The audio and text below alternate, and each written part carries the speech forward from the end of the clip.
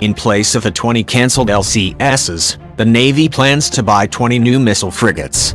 The service in 2019 asked Congress for around $1 billion for the first ship in the new class.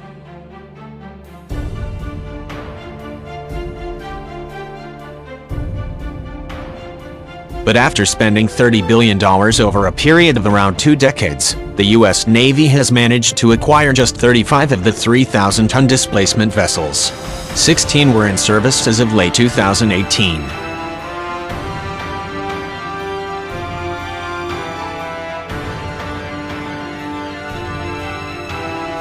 Of those 16, 4 are test ships.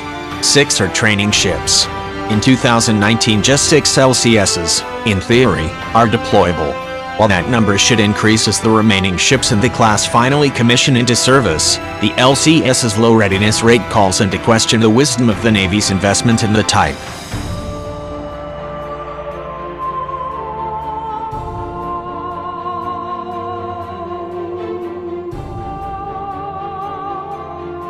Indeed, the Navy in 2018 didn't deploy a single LCS, USNI News reported. The service was supposed to push forward 3 ships in fiscal year 2018, after a 2016 overhaul of LCS homeporting, command and control and manning constructs.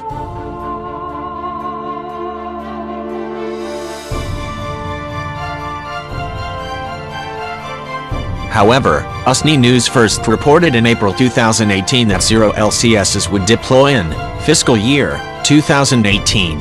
Since then, the Navy had not talked publicly about progress made towards getting ready to deploy its first LCSs since ships from a block buy contract started delivering to the fleet at about 4 a year.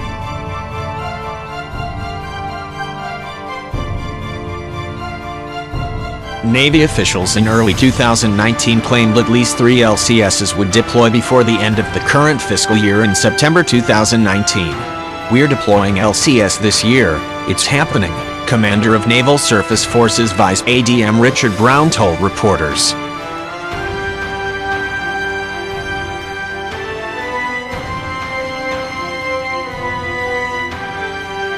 Two ships are going on the west coast, 1 ship is going on the east coast, followed shortly by a second in the beginning of 20.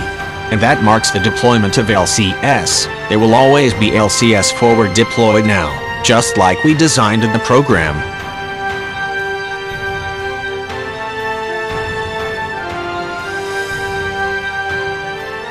Brown said the LCS's USS Montgomery and USS Gabrielle Giffords would deploy from San Diego to the Western Pacific while USS Detroit deployed from Florida.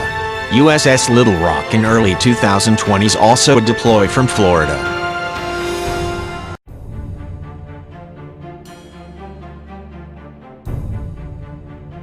U.S. Southern Command in February 2019 announced that Detroit would conduct counter-drug operations. "We expect to have a littoral combat ship this year, and that will be a big benefit for our exercise program for our engagement with partners and because of the flexibility it brings for counter-narcotics interdiction."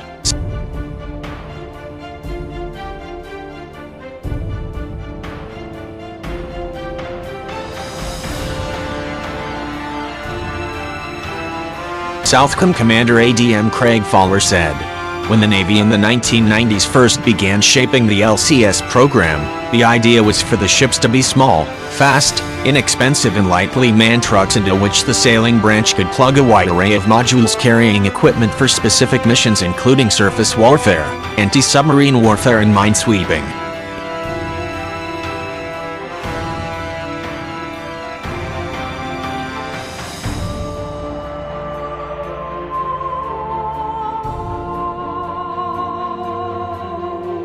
In a bid to speed up the production of as many as 55 LCSs, the Navy selected 2 shipyards, Lockheed Martin's facility in Wisconsin and an Austal yard in Alabama, each to build their own variant of the class. Complications and cost compounded.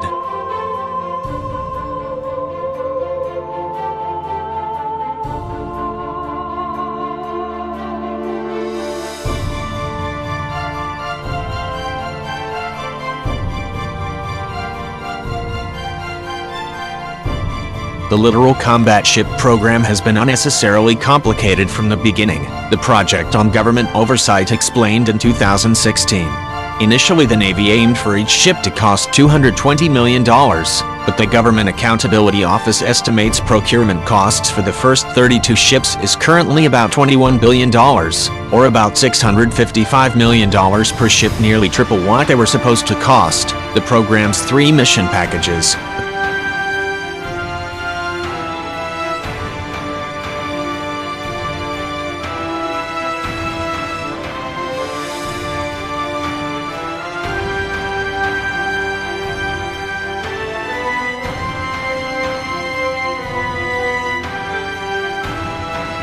according to the latest Select Acquisition Report, at about $7.6 billion. In the decade and a half since the program was first sold to Congress, the LCS has already been forced into multiple major program changes, initially driven by large cost overruns, the lack of combat survivability and lethality discovered during operational testing and deployments.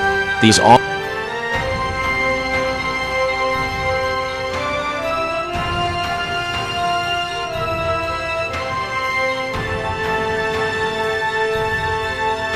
almost crippling technical failures and schedule delays in each of the 3 mission modules. Now the Navy has announced it is abandoning the 2 fundamental concepts behind the program, a multi-mission ship with swappable mission modules and a radically new way of manning it.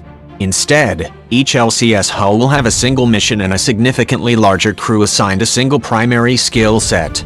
It took the Navy nearly 2 decades to realize the LCS program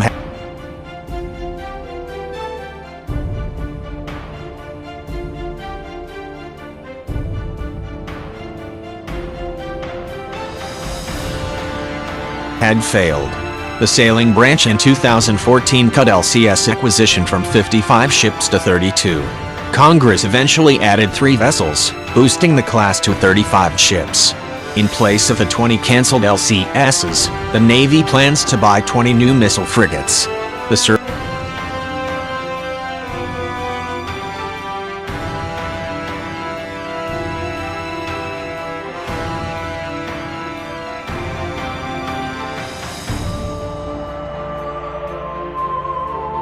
service in 2019 asked Congress for around $1 billion for the first ship in the new class.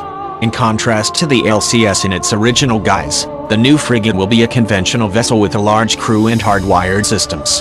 The Navy surely hopes the new vessel is more deployable than the LCS has proved to be. A warship that can't leave port hardly qualifies as a warship.